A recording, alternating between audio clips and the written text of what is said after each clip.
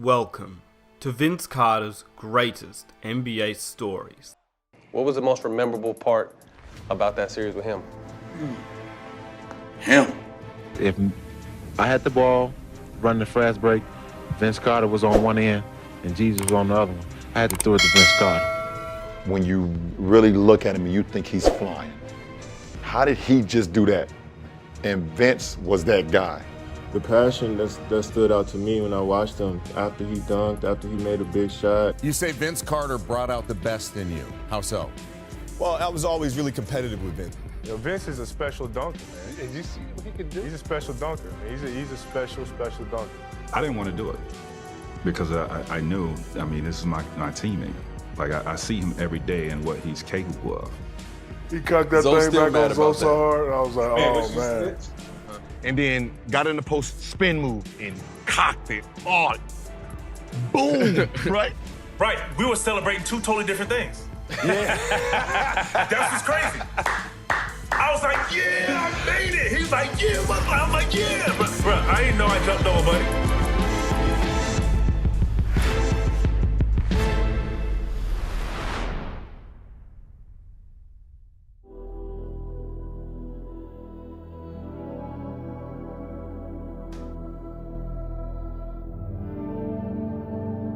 What was the most memorable part about that series with him? Him. Amazing. People, I think because he played so long, people forget how fucking amazing Vince was. Oh my God. Yo. But look, who you think had the craziest hops ever?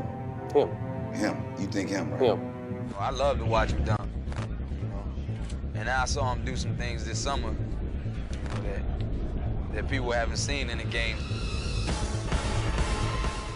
Because trust me, that guy that right leg, he had the left leg now. Was the most exciting. He took the world by storm. Man, and his style. He just changed the culture. We all know Mike was like, Mike was different. Like Dr. J was Dr. J. Then Mike came with the whole swag too. You know what I mean? Everything else, different, a little different. And then Vince took it to another level after Mike. That excitement to it. Vince brought the excitement to it. That shit you ain't never seen before. And then his jumper was so pretty. His handle was so crazy. First step was crazy. His first step was so crazy. Because if he get by you, you know what's going on. Grab before he take off. Grab before he take off. You know what's going to happen.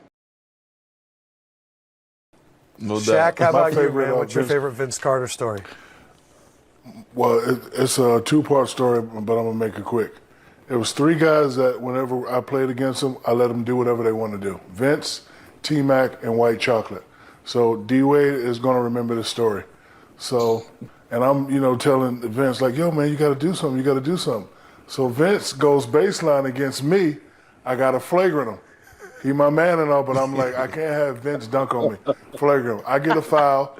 I go to the bench. Couple plays later, Jason Williams has the ball and tries to steal it from Vince. Vince wraps around his back. He comes down the lane and Alonzo Mourning jumps. Vince cocked that thing back and threw it down on. I'm on the bench like this looking at D-Wade. I'm like, ooh. You remember that, D-Wade? You remember that, D-Wade? In-person dunk I've ever seen. Oh, man. Yes. That's top 10 right there in the whole history of the NBA. In the history of the NBA right there. Yeah, that might be better than LeBron or Damon last year, but that was top 10. It was amazing dunk, man. Watch me underneath. Watch me underneath. What you say to him, Mark? I was cheering like I did it. I was like, that's what you get messing with me. Look at that. That's when you have a big bro that could just go up to another level that nobody else could. I stand by this. He was my favorite dunker when I was in college, and I got the opportunity to play with him. And even when I got to play with him, he was far greater, far more athletic than anything I could imagine. I want to share something with that, D-Wade. The funny thing I remember about us is when we played in the dunk on Zoe, and us running down the court together, having a little laugh. He's like, why you do my big man like that? And I'm not going to talk about the other guy who's on the far end down there, but what he had to say. That was one of the times. So he cocked that thing back on so hard, and I was like, man. But he paused in the midair. Like, that was the crazy thing about the dunk, Shaq, is he paused in midair and let Zoe fall to the ground and then boofed him. Yeah. but D-Wade, what's crazy is at halftime, I just told RJ, I said, look, we had got a little weak dunk on him, both of us. I said, he's not going to let us do that again. He's going to jump at us and try to, lay us out. So when he hit me, I went higher, and it kind of had me nervous. I was scared. I jumped higher than I expected to jump. So while I'm up there, I'm like, man, don't miss this dunk. And that's what I said. Like, when I dunked it, that's why I was running down. When I had the mean mug, but when I heard you say what you said.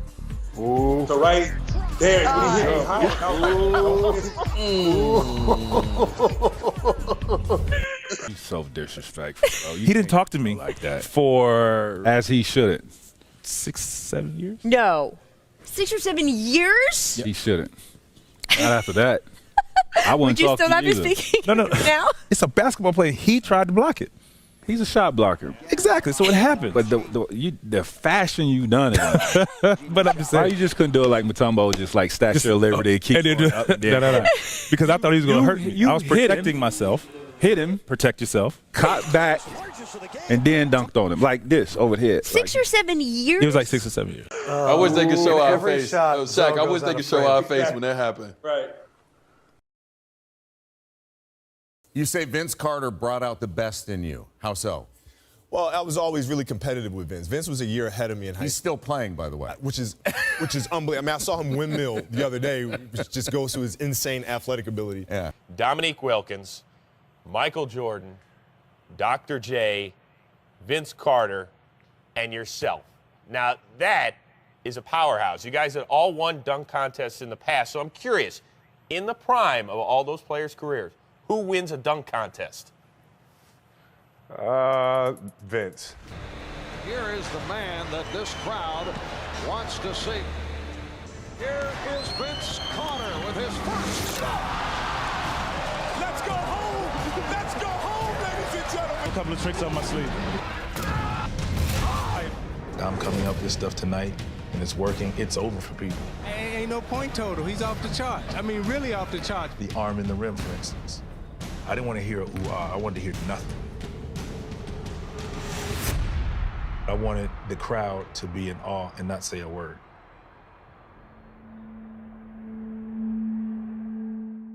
What? Yeah, I would say Vince. I got it. Yeah, you know, I had him Vince is Vince. No, you know, Vince is a special dunker, man. And you see what he can do? He's a special dunker. I mean, he's a special dunker. And I think MJ, did some stuff that was revolutionary for his time, as did Dr. J. And the way Vince dunks the ball, the way that he's dunked the ball when he was in a dunk contest was unbelievable. What did Vince Carter mean to you as a basketball player? Because I know, like, for me, Vince Sanity, half man, half amazing. We can keep going all day. But, like, what was it about Vince Carter that kind of, inspired you as a basketball player? So, I mean, I've been watching Vince since he was in high school.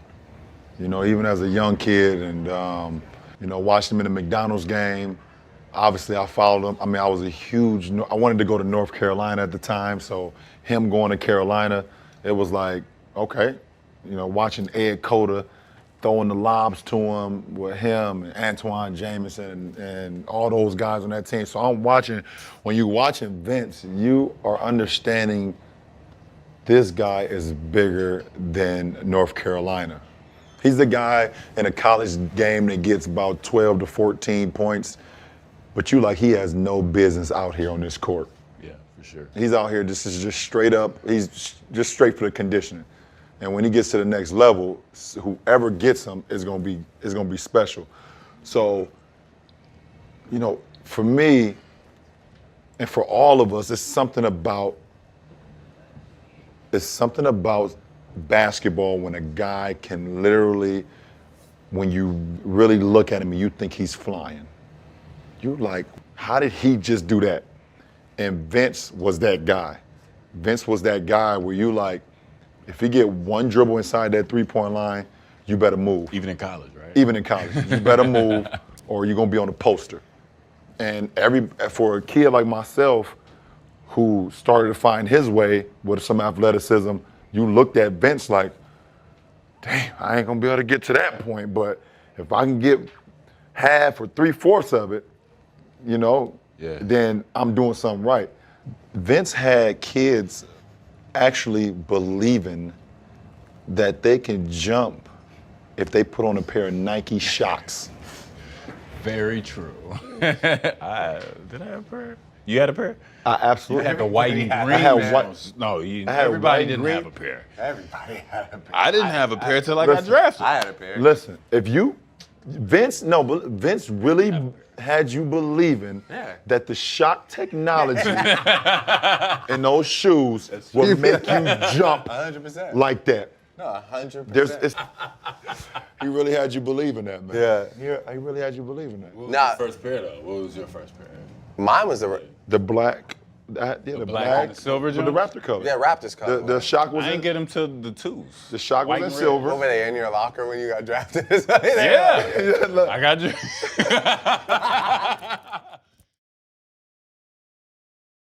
Well, Adam, it's hard to pick one Vince Carter story, but I would go back to the beginning, Vince.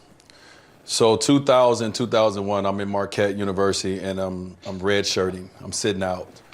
And my team went on the road, and the Milwaukee Bucks was playing the Toronto Raptors. No changes for the Bucks tonight. Up front, Glenn Robinson, Joel Prisbilla, and Mark Pope. The backcourt, Sam Cassell and Ray Allen. For the Toronto Raptors, it's Corliss Williamson, Antonio Davis, and Charles Oakley. Vince Carter in the backcourt with Mark Jackson coming over from the Indiana Pacers. So I didn't have a ticket to the game, but I decided to go to the arena with hopes that the security who worked our games, because we played at the Bradley Center as well, will let me in. They did. They let me in, and I was sitting up there with the retired jerseys, real high up. But I got there early because Vince Carter was famous for his pregame workouts, right? So before the games started, Vince Carter would put on a dunk show, man. And like, I'm talking about all the dunk contest dunks Vince Carter would do. And one of my favorite things that you did at the end before the game started is you always grab the net and you always lift yourself up and did chin-ups on the net. And if you know, or anybody who know me, once I got to the NBA, I would grab the rim before every game and I would do chin-ups on the rim. And it all started from being that little kid, that young kid that got a chance to get into the arena to see one of his favorite players do some amazing, amazing things. So thank you for inspiring me, Vince. Thank you for inspiring a whole generation of players, not only in Canada, but around the world, man. You are one of our GOATs, and just thank you. No, thank you, man. Golly, that's crazy. Look, I'm not even gonna lie to you, bro. I'm not even gonna lie to you. My first game, we playing against Vince Carter. We're playing against Vince, and you know, I'm in there cocky. Man, he's trash, man. The TV make these players look better than they really are. And he missed like 2 straight shots, so I'm already trash. I knew he was trash. And then he got mad, and then got in the post spin move and cocked it. Oh, boom, right? I jumped out the seat. Oh my God, I'm on the court. Joe, y'all see that? And then I had to realize I was in the NBA. Like, oh, my bad. And I'm on the bench like, yo, did you see that? Man, he done touched his head. It was the best thing I've ever seen. But what ended up happening was reality kicked in because I'm like, he just did that to Jason Richardson. And Jason Richardson, athleticism is, huh. And then it's like, I just seen somebody who go, huh. And I'm here, and I'm like, oh man, I can't even play in this league, bruh. And I got so depressed just from the dunk, realized like, yo, I don't have this type of athleticism. So I spent probably the first part of the season just like, I can't do this. I can't do none of that. Kobe, I can't even guard him. Ray Allen, I can't even guard. Like these people, I can't even, and I was doing that to myself. You know what I mean? You know, we tend to look at what we can't do because someone else can do it instead of looking at what we can't do, what they can't do. The passion that stood out to me when I watched him after he dunked, after he made a big shot, and how much he loved to play. You know, you could tell he was excited. That just made me go out there and be more free as a player when I was a kid. Because I'm just like, if he expressing himself like that, I think I can too, you know? So I think I took that from Vince. You know, obviously his highlights and his athleticism stood out, but like his passion for the game is something that I really appreciated.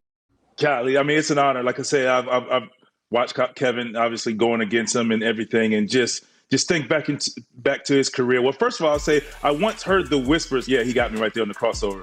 Woo, caught me right there. Caught me slipping. But no, I mean, and he hit the game winner after I hit that shot. I mean, I remember all of these. But let me tell you, I heard whispers, and I was like, okay.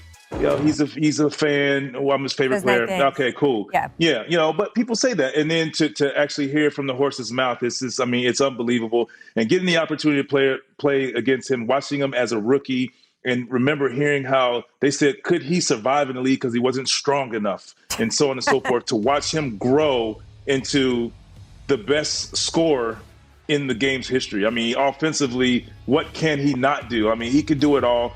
He, you know, at one point it was like, oh, he can only go left in the hesitation and in scouting. That's what you guard him on. And now he can go right. He can go whatever he wants. He'll pull up. He can shoot. He can do it all. So it's just been great to see him mature, grow, and become a champion and do it his way. Absolutely. Well, it's an honor in both directions, Vince. Hey, so talk about teaming up with KG, Ray Allen, Peyton, Jason Kidd, and gold medal team. It was a dream come true for me, man. It was talked about, obviously, you're talking about 92 and the Dream Team, and then you had Dream Team 2. Then comes us in 2000. And the funny thing about it, guys, I wasn't on the initial team. I didn't make it. So Shaq was supposed to be on that team. Grant Hill was supposed to be on that team. And I'm missing another name because I think Grant was hurt, or Shaq. I know Shaq was hurt as well. Tim Duncan was supposed to be on the team. And then Tom Gugliotta got hurt. So Ray Allen actually made the team over me. And we played each other that night in Toronto. Vince Carter had 3 games that were subpar for him after the announcement was made, and he hits his first shot tonight. And he'll be on an Olympic team. No doubt about that, just not this one. Carter 2 for 2, Carter for 3. Carter over Robinson. It's Carter. Carter windmills for 47. What kind of work you give? 47. But it had nothing. Listen. You see, I didn't say nothing. You see, I didn't say nothing, man. I kept quiet. Hey, he said 47, but that's not what I'm talking about. Quiet. It was one of those things I wanted to show, more so it had nothing to do with him. I wanted to show the Olympic folks that, I'm worthy. They made the wrong choice, right? That to be on that squad. I hit like my first 8 shots. I was 8 for 8 from the beginning. I was just in another zone, bro. I was in another zone. And then weeks later, Tom Gugliotta gets hurt. I get that call. Would I like to be? Hell yeah. So I missed the original team, the original photo. I was photoshopped in. Wow. So when you see that picture, like me on there, I had to take a picture and then to get photoshopped in. They didn't photoshop that medal though. Right. So from there, I was like, bro, I gotta go. I had to go earn my way, but it was all worth it, man. It was fun. It was great. I was going through some ups and downs in my life, really. That's why I had the fro and all that. Me and GP rocking the fro out there. Something different. Hey, that was my favorite outside. I mean, the dunk, the gold medal. My favorite part was seeing Vince with the fro. You jumped higher. You jumped higher when you had the fro. Everything. Bro, I was angry. Mad Ain't no lie. He's like, young fella, GP. They can't jump with you, young fella. So anytime you halfway open, I'm throwing. All right. The rest was history. Just making history, just doing some crazy stuff, and then the dunk happened. So let me ask you a question. Right. Does he have one of the best dunks in basketball history? VC has. He jumped over the 7-footer in the Olympics. Listen, best in-game dunk that you will ever see in NBA history. Line them up with any of them. Mais j'oublierai jamais ce que j'ai pu vivre, surtout en l'an 2000. Quoi. 2000, that was a memorable moment. I don't know if everybody got the opportunity to see that dunk. His name was Frederick Weiss from France. So the funny thing about the Olympic dunk,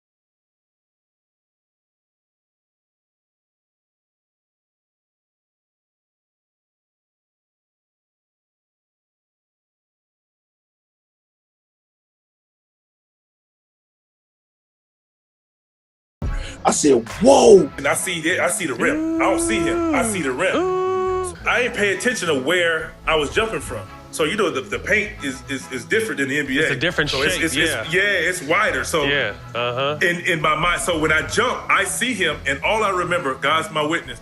All I remember is touching his shoulder with my left arm. I'm focused on the rim because I thought I jumped too far. They were going in transition, so my team is running back on defense. So I just attacked the rim. So when I jumped, I hit him. I didn't even think about him no more. I thought he moved out of the way, or he tried to take a charge and fell down. So if you go back and look at it, I stretch out because I'm reaching for the rim because I thought I was too far. But I end up dunking the ball with my wrist because I actually had enough, flight time. You was high. My left hand touching the shoulder, and my focus now is the rim because in my mind I felt like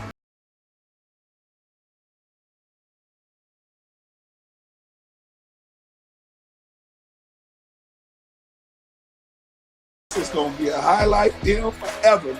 the celebration that everybody saw where I almost knocked Kevin Garnett out was because we're celebrating two totally different things, first of all.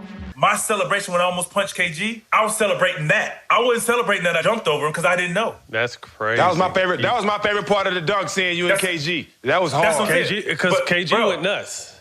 Right, we were celebrating two totally different things. Yeah. That's what's crazy.